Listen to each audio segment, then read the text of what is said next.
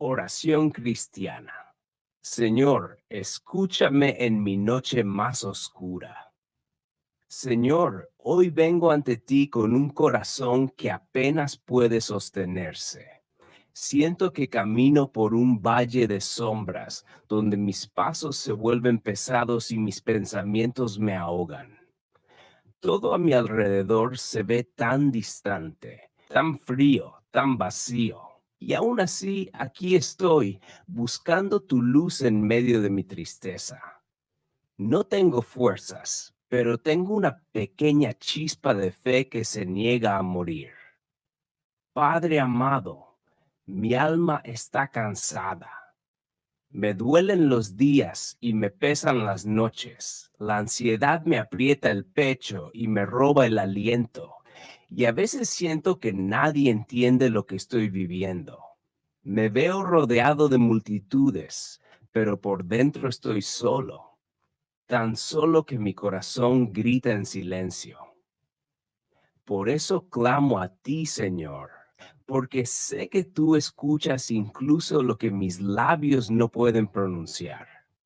Dios mío, toma este dolor que me quiebra por dentro. Toma estas lágrimas que derramo en lo secreto. Hay heridas que no sé cómo sanar y pensamientos que no sé cómo expulsar. Mi mente corre sin descanso. Mi espíritu se encoge de miedo y mi esperanza parece desvanecerse. Pero aún así, Señor, creo que tú puedes entrar en lo más profundo de mi tormenta y traer calma donde hoy solo siento caos. Señor Jesús, en esta noche oscura del alma, abrazo tu promesa de que no me abandonarás. Aunque me sienta perdido, tú me encuentras. Aunque me sienta roto, tú me sostienes. Aunque mi corazón esté lleno de sombras, tú eres la luz que nunca se extingue. Te pido que me guardes, que me cubras, que me tomes de la mano cuando ya no puedo caminar solo.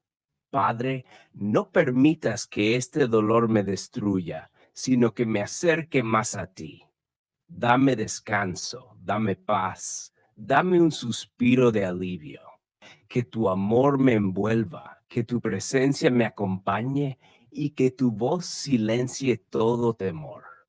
Hoy te entrego mi tristeza, mi desesperación, mi ansiedad, mi dolor y mi soledad, porque sé que en tus manos todo encuentra consuelo. Amén.